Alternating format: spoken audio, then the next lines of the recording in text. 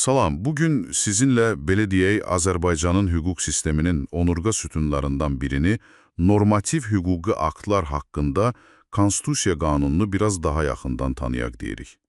Əlimizdəki mənbələrdə elə bu qanunun özündən çıxarışlardı. Çalışacaq ki, birlikdə başa düşək, bu qanunlar, qaydalar necə yaranır, hansı daha güclüdür, nə vaxt qüvvəyə minir və bütün bunların sizin üçün, bizim üçün mənası nədir? Yəni ki, ölkənin qaydalar kitabçası necə işləyir, bir növ ona baxacaq. Gəlin başlayaq görək nə var, nə yox. İlk olaraq bu normativ hüquqi akt deyilən şey nədir ümumiyyətlə? Qanun deyəsən bunu dəqiq təsvir edir. Bəli, çox aydın şəkildə deyir ki, bu dövlət orqanlarının ya da bəzən referendum yolu ilə qəbul etdiyi rəsmi sənəddir. Əsas məqam odur ki, hamı üçün məcburi davranış qaydaları müəyyən edir və konkret bir adama yox, qeyri-müəyyən sayda insana yönəlib, həm də təkrar tətbiq olunur. Hamı üçün məcburi və təkrar tətbiq olunan. Bəli, və burada bilirsiniz, qanun bir fərqləndirmə də aparır, bu da vacibdir. Məsələn, normativ xarakterli aktlar var. Bunlar da məcburidir, amma daha məhdud bir çevrə üçün, deyək ki, Mərkəzi Seçki Komissiyasının işçiləri üçün təlimatlar kimi. Aydındır. Yəni hamıya aid deyil. Elədir. Bir də var qeyri-normativ hüquqi aktlar. Bunlar ümumiyyətlə bir dəfəlikdir. Məsələn, prezident kimisə təltif edirsə, o sərəncam konkret o adama aiddir və salam. Bu fərqi anlamaq, qarşınıza çıxan rəsmi kağızın əslində nə demək olduğunu bilməyə kömək edir də. Çox maraqlıdır bu fərqlər. Yaxşı, bəs bu qədər fərqli akt varsa, biri o birinə ziddi olsa necə? Deyəsən burada iyerarxiya, yəni o üstünlük məsələsi ortaya çıxır, eləmi? Tamamilə doğru. Və bu, bəlkə də sistemin ən vacib elementlərindən biridir. Qanun bu sıralamanı çox dəqiq verir. Ən yuxarıda əlbəttə konstitusiya dayanır. Hə, o bəllidir. Sonra referendumla qəbul olunan aktlar gəlir, ardınca qanunlar, sonra prezident fərmanları, Nazirlər Kabinetinin qərarları və nəhayət, ən aşağı pillədə Mərkəzi İcra Hakimiyyəti orqanlarının, yəni nazirliklərin, komitələrin öz normativ aktları. Deməli, aydın bir pilləkən var. Bəli.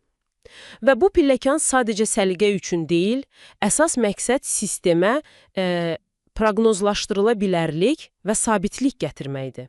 Yəni, hər kəs bilir ki, əgər bir nazirliyin əmri qanuna ziddirsə, qanun tətbiq olunacaq.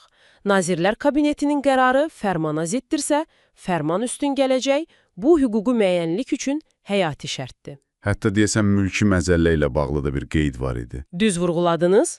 Qanun deyir ki, mülki hüquq münasibətlərini tənzimləyən məsələlərdə mülki məcəllənin normaları digər qanunlardan üstün tutur. Yəni, sistemin öz içində də belə bir prioritetləşmə var. Deməli, hər şeyin öz yeri var, öz çəkisi var. Yaxşı, bəs bu aktların özü necə görünməlidir? Yəni, qanunda bununla bağlı tələblər var. Məsələn, adı, nömrəsi, tarixi. Əlbəttə var. Bunlara məcburi rekvizitlər deyilir.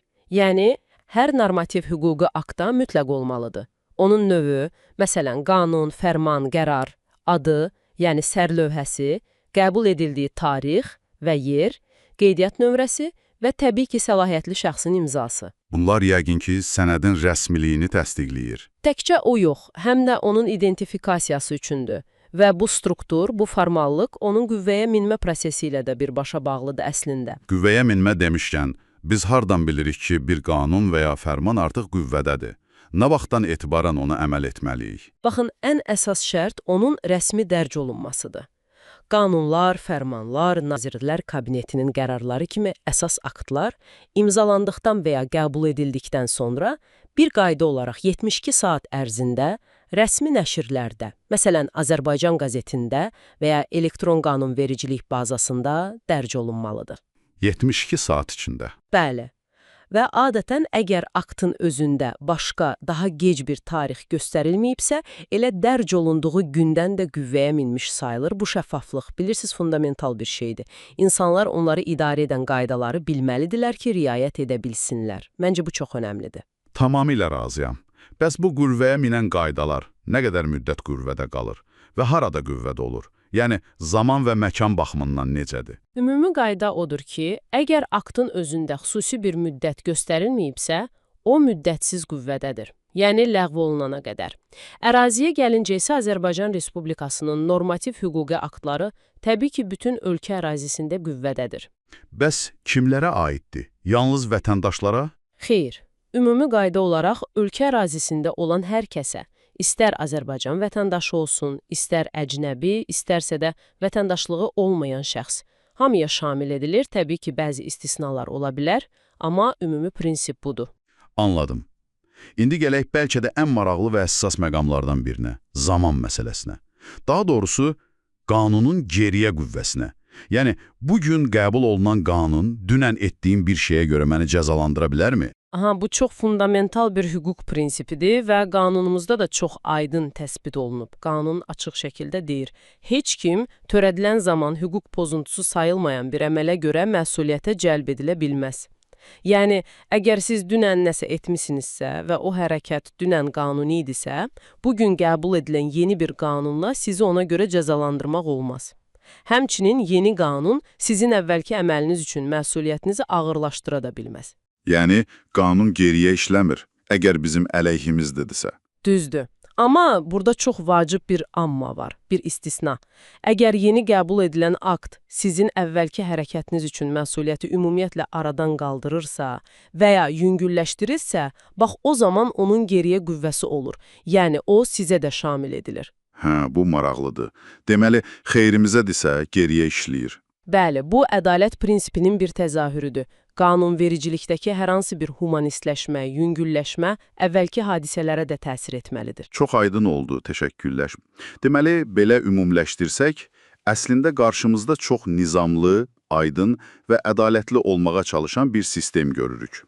Qanunların yaranmasından, onların sıralanmasına, qüvvəyə minməsinə, kimə və harada təsir etdiyinə, hətta nə vaxt qüvvədən düşəcəyinə qədər, ya müddəti bitdikdə, ya ləğv edildikdə, ya da Konstitusiya Məhkəməsi qərarı ilə hər şey bu qanunla tənzimlənir.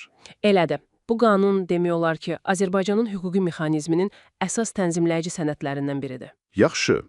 Bəs bütün bu texniki detalların, bu iyerarxiyanın, rekvizitlərin sizin üçün, əziz dinləyicimiz, praktiki olaraq nə mənası var?